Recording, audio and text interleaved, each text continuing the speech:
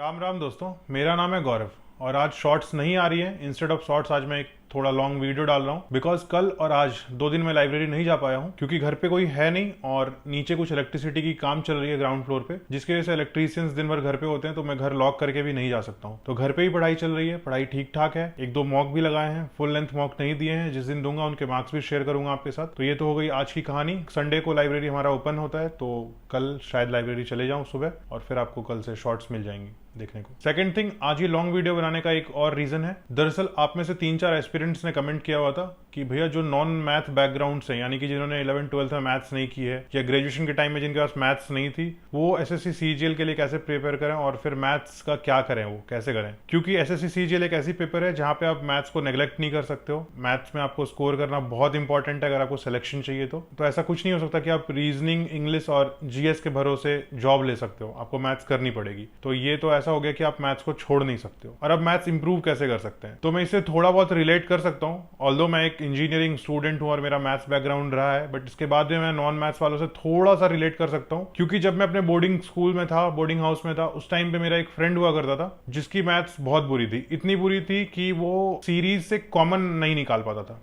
जैसे कोई एक सीरीज गिवन है एपीजीपी की, वहां से आप कुछ कॉमन ले रहे हो और फिर सीरीज को लिख रहे हो, तो वो कॉमन नहीं ले पाता था। फ्रैक्शंस वाले सम जहां पे होते थे वहां पे उसे कॉमन लेने में प्रॉब्लम होती थी। अब 1, 2, 3, 4 डिविजन्स हैं, वहां पे उसे मल्टीपल, जहां पे डिविजन्स होते थे वहां डिवीजन करने में प्रॉब्लम होती थी। बहुत basic calculations, division, multiplication, common लेना, अंडर रूट वाले एक्सप्रेशन जो होते थे उनको सॉल्व करना, रेशनलाइज करना, इन छोटी छोटी चीजों में उसे बहुत प्रॉब्लम होती थी। और मैंने और मेरे एक और फ्रेंड ने, हम दोनों ने उसे बहुत हेल्प की थी 12th के टाइम में पास कराने के लिए, और उसने 52 मार्क्स स्कोर किया था फिर अपने मैथ्स में, तो बोर्ड्स के टाइम में, और उसके प्री बोर्ड्स में पास भी नहीं हो पा रहा था। बट अभी बात करते हैं 4 पॉइंट्स में डिस्कस करेंगे कि कैसे एक नॉन मैथ्स बैकग्राउंड वाले अपने मैथ्स को इतना तो इंप्रूव कर सकते हैं कि उनको सिलेक्शन मिल जाए। देखो, मैं क्लियर है, बहुत फ्रैंक हूं कि टॉपर आप नहीं बन सकते हो अगर आपकी मैथ्स बहुत अच्छी नहीं है तो, और आपको टॉपर बनने की यहाँ कोई जरूरत भी नहीं है। आप अल्टीमेटली अपने जॉब के लिए ट्राई कर रहे हो तो बस उसको वैसे ही जॉब ओरिएंटेड ही देखो और कुछ एक्स्ट्रा एफर्ट मत लगाओ इतना कि मैथ्स ना हो तो आप फ्रस्ट्रेट हो जाओ और फिर दूसरे सब्जेक्ट्स को भी गिव अप कर दो। So let's start this video. First point, आप अच्छे से पहले सिलेबस चेक करो मैथ्स का। देखो कि आपको इसमें से कौन सा ऐसा चैप्टर है, क्योंकि एसएससी में किसी भी एग्जाम में, सीजीएल तक के एग्जाम में, वो कहने के लिए ग्रेजुएशन लेवल की पेपर है, बट 10th तक के रिलेटेड चैप्टर्स ही आपको दिखेंगे। मुझे लगता है 75% चैप्टर्स ऐसे होंगे जिनको आपने 10th तक कभी ना कभी तो पढ़ा होगा, देखा होगा, एटलीस्ट एक बार तो गो थ्रू किया ही होगा स्कूल के टाइम पे। 11th-12th के बहुत 25% कंटेंट ही ऐसे हैं जो 11th-12th से हैं। ट्रिग्नोमेट्री हो गए और 1-2 चैप्टर्स ऐसे हैं जो मुझे भी याद नहीं आ रहे हैं, बट वही चैप्टर्स हैं जो 11th-12th से लिए गए। बाकी पूरा बेसिक है 10th तक का। तो डरना तो छोड़ दो कि आपको कुछ नहीं आता, बिल्कुल नहीं आता, आप नॉन मैथ्स बैकग्राउंड से हो, ये डर अपने दिमाग से निकाल दो। आपने उन चीजों को देखा है, वो आपके प्रैक्टिस में नहीं है और अब आपको वो दोबारा बहुत नीचे से स्टार्ट करना पड़ रहा है, ये टेंशन है। सेकेंड पॉइंट, आप किसी भी एक टीचर को पकड़ो जो थोड़ा बेसिक से बताएं। ऐसा नहीं कि सीधा एडवांस चले जा रहे हैं, विदाउट स्टेप किए सॉल्व कर रहे हैं, वैसे टीचर्स को नहीं। बहुत बेसिक से जो कराते हैं वैसे टीचर्स को ढूंढो यूट्यूब पे, उनके डेमो वीडियोस देखो, आप जिनके साथ ट्यून अप कर पा रहे हो, आपका मैच कर रहा है वाइब कि हाँ आप इनके साथ पढ़ सकते हो, कंफर्टेबल हो, चीजें आपको समझ में आ रही है, वैसे टीचर्स को पकड़ो और उन टीचर को फॉलो करो। क्योंकि एसएससी की फील्ड में अगर आपको सबसे अधिक टीचर मिलेंगे तो वो मैथ्स के ही मिलेंगे। एटलीस्ट मैथ्स के 5-6 टीचरों का नाम तो हर किसी को याद होगा। तो इसलिए आप अपने हिसाब से एक बेस्ट टीचर चूज करो। ऐसा मत देखो कि टॉपर ने क्या किया है। आधे से अधिक टॉपर इंजीनियर्स हैं, आधे से अधिक टॉपर ऐसे हैं जिनका मैथ्स रहा है 11th-12th के टाइम पे। आप अपने हिसाब से डिसाइड करो कि कौन सा टीचर आपके लिए बेस्ट है। अपना टाइमलाइन बनाओ कि आप किस पेस पे चलते हो। मेरा पेस अलग हो सकता है, आपका पेस अलग हो सकता है। आप थोड़ा स्लो फॉलो करोगे, मैं थोड़ा तेज जाऊंगा, और किसी और का और अलग हो सकता है। तो आप अपने पेस पे चलो। आप रोज 1 क्लास करते हो, 1 क्लास करो। ये मत देखो कि 300 लेक्चर्स हैं तो उसको 1 साल में करना है, तो हर रोज 2 लेक्चर 3 लेक्चर करने हैं, वैसा मत करो। आपको पहले मैथ्स में थोड़ा कमांड बिल्ड करना पड़ेगा, थोड़ा इंटरेस्ट लाना पड़ेगा मैथ्स में। आप समझ पाओगे चीजों को, फिर इंटरेस्ट आएगा तो बनाने में भी मजा आएगा। अदरवाइज फिर आप फ्रस्ट्रेट हो जाओगे और छोड़ दोगे चीजों को। थर्ड पॉइंट गाइज, रोज एटलीस्ट, जैसे आपने एक लेक्चर देखा, आज एक लेक्चर देखा, कभी भी लेक्चर देखते हो तो नोट्स मत बनाओ। सबसे बुरी बात है जब आप लेक्चर फॉलो कर रहे हो तो उस टाइम पे आप नोट्स बनाते हो। उससे क्या होता है, नोट्स लिखने के चक्कर में आप कभी कभी वो छोटी छोटी चीजें बता रहे होते हैं, उनको मिस आउट कर देते हो और अब बस आपका पूरा ध्यान होता है कि नोट्स बनाने में, अच्छे से नोट्स तैयार करना है। फिर जब आप बाद में आके उस नोट्स को देख रहे होते हो, आपको याद नहीं आ रहा होता है कि टीचर ने क्या बताया था यहाँ पे। तो नोट्स तो कभी मत बनाओ जब आप क्लास कर रहे हो, फर्स्ट टाइम लेक्चर को देख रहे हो। फर्स्ट टाइम लेक्चर देख रहे हो, एक रफ नोटबुक पकड़ो, एक पेन पकड़ो, लेक्चर स्टार्ट कर दो। मैं प्रीफर करता हूं कि रिकॉर्डेड लेक्चर्स देखो, क्योंकि आप उसको अपनी पेस पे देख सकते हो। रिकॉर्डेड लेक्चर चल रहा है, जैसे सर ने क्वेश्चन दिया बोर्ड पे, पॉज करो। आपको आता है नहीं आता है मैटर नहीं करता, आपको आंसर नहीं लाना है। जितना आता है आप उसे 1 स्टेप तोड़ सकते हो, 2 स्टेप तोड़ सकते हो क्वेश्चन को, 3 स्टेप कर सकते हो। अगर वो 5-6 स्टेप में सॉल्व होने वाला क्वेश्चन है, आपको आंसर नहीं निकालना है, आप जस्ट उसका एक स्टेप भी, एटलीस्ट एक स्टेप ट्राई करो। कुछ भी करना हो उसमें, परसेंट मल्टीप्लाई करना हो, कॉमन निकालना हो, जो भी हो, आपको गलत सही जो भी समझ आ रहा है, आप एक स्टेप ट्राई तो करो एटलीस्ट स्क्रीन पॉज करके।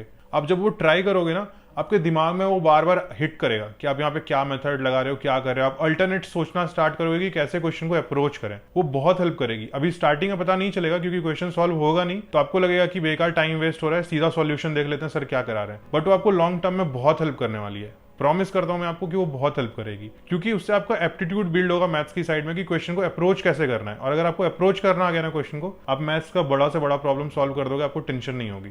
तो अपना अप्रोच सही करो क्वेश्चन की तरफ। पॉज करके आपने ट्राई किया, मानता हूं ज्यादा टाइम लेगा, आपको मैथ्स बढ़िया करना है तो टाइम लगेगा, इसमें तो ज्यादा टाइम लेगा, बट आप एक बार उसको ट्राई करोगे, नहीं आएगा 2 मिनट 3 मिनट आपने उसमें लगाए, नहीं समझ आया, आपको लग गया कि अब गिव अप कर सकता हूं, अब ये क्वेश्चन नहीं होने वाला है, फिर आप प्ले करो और जस्ट पूरा फोकस रखो स्क्रीन पे, अच्छे से सुनो सर क्या बता रहे हैं, पूरा फोकस्ड होके प्रॉपर्ली देखो। फिर बीच में तुरंत सॉल्यूशन मत करने लगो, कॉपी मत करो, देखो ध्यान से सर ने करा दिया सॉल्यूशन, पॉज करो, खुद से सॉल्यूशन करो जो आप सर ने कराया सेम चीज, बट खुद से। ऐसा नहीं कि स्क्रीन पे देख के एक एक डिजिट, एक एक नंबर, एक एक स्टेप उतार रहे हैं, वो नहीं। आपने देख लिया सॉल्यूशन, आपको समझ आ गया क्या करना था, खुद से सॉल्व करो क्वेश्चन को। ये आपका अप्रोच होना चाहिए मैथ्स को करने का, क्लास करने का।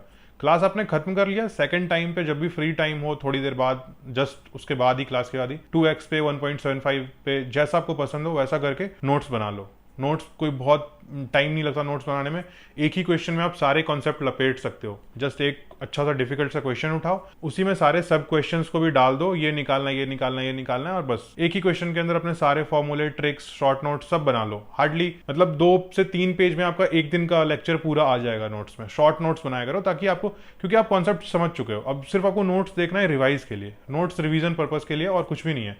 एक एक चीज मत उतारा करो नोट्स में। और एक इंपॉर्टेंट चीज गाइज, कि बहुत सारे फैंसी बुक्स मत लिया करो, बहुत डिफिकल्ट बुक मत उठाओ, जरूरत नहीं है। आपको जो सही लगता है, जिस बुक के साथ आप कंफर्टेबल हो, मैं आपको प्रीफर करता हूं कि आप किरण पब्लिकेशन की बुक उठा लो, PYQ वाली। जो क्वेश्चन आपको लग रहा है आप कर सकते हो, उसी को अटेम्प्ट करो। जो नहीं हो रहा है मार्क कर लो, उसे रहने दो, ज्यादा दिमाग मत लगाओ। आप एक बार अटेम्प्ट किया आपने, आपको समझ आया कि आपसे नहीं होगा, मार्क करके छोड़ दो। जो हो रहा है उसको करो, एटलीस्ट रोज 10-15 ऐसे क्वेश्चन करो शुरुआत में। थोड़े थोड़े जैसे वीक्स बढ़ते जाएंगे, उसको थोड़ा और बढ़ाओ, 5-10 और बढ़ा लो।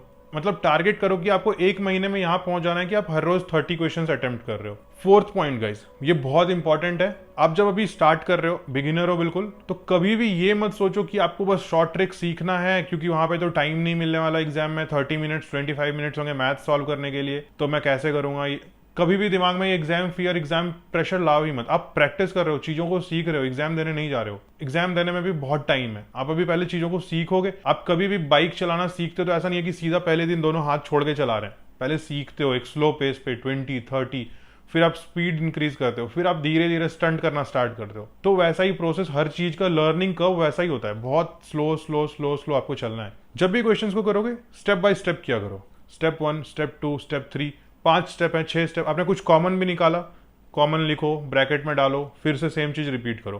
कुछ छोटा सा मल्टीप्लिकेशन किया, किसी को किसी से डिवाइड किया, एक एक नंबर, एक एक स्टेप लिखा होना चाहिए। जब आप रफ कर रहे हो, कुछ भी कर रहे हो, जब भी कोई भी सॉल्यूशन कर रहे हो क्वेश्चन को, एक एक स्टेप बाय स्टेप जाया करो। एक बार वो स्टेप बाय स्टेप आपने 3-4 महीने कर लिया ना, और आपको अच्छा खासा कॉन्फिडेंस आ गया अपने मैथ्स पे, आपको फील आने लगेगा अंदर से कि आप अब क्वेश्चन से डरोगे नहीं, घबराओगे नहीं। एक बार जब आपके अंदर वो कॉन्फिडेंस आ गया ना, फिर आपको एक स्टेप में सॉल्यूशन करना है, जस्ट क्वेश्चन देखते ही आंसर निकालना है, ट्रिक लगाना है, जो भी करना है आप अपने मर्जी से कर सकते हो।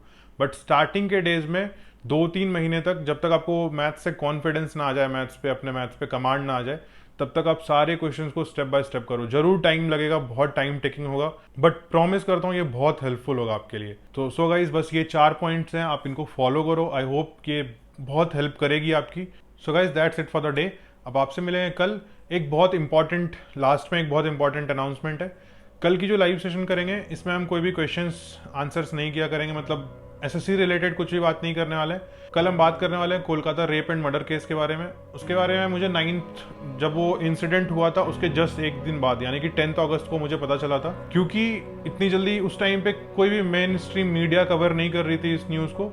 फिर भी मुझे पता चला था, क्योंकि मेरा एक फ्रेंड है, मैं उसकी नाम और आइडेंटिटी यहाँ पे नहीं बता सकता हूँ। बहुत आपको पता है कि रीजंस, अभी पॉलिटिकल कनेक्शन है हर जगह पे, और बहुत इशू हो रही है कोलकाता में डॉक्टर्स को। तो इसलिए मैं उसकी आइडेंटिटी डिस्क्लोज नहीं कर सकता हूँ। वो कोलकाता में ही मेडिकल कॉलेज में है और अभी वो इंटर्न कर रहा है, बस इतना ही मैं बता सकता हूँ। उससे मेरी बात हुई थी 10 अगस्त को और उसी ने मुझे बताया था, उसने मुझे एक वॉइस चैट भेजा था। मैं कल उससे एक बार पूछ लूँगा उसके कंसेंट के बाद, आपको वो वॉइस चैट भी सुनाऊंगा। आप देखना वो कितना फ्रस्ट्रेटिंग वॉइस चैट था। और वो 52 घंटे वो ड्यूटी दे के आया था। जब वो इंसिडेंट हुआ था उससे जस्ट पहले उसकी रोस्टर लगी थी, 52 घंटे ऑन ड्यूटी पे था वो। और वो कितना मेरे एज ग्रुप का है, आप सोच सकते हो कि कितना फ्रस्ट्रेटिंग होता है 52 घंटे कंटिन्यूअस ड्यूटी देना। और उसकी वॉइस चैट मैं आप लोगों को कल सुनाऊंगा। तो कल का जो हमारा लाइव होगा वो सिर्फ और सिर्फ Kolkata rape and murder case पे ही डिस्कस होगा। कल हम इस चीज़ पे बात करेंगे। तो प्लीज़ मैं फर्स्ट टाइम आप सबसे रिक्वेस्ट कर रहा हूँ कि कल का लाइव प्लीज़ अटेंड करना। मैं अभी नोटिफिकेशन डाल दूंगा कल कितने बजे आने वाले हैं।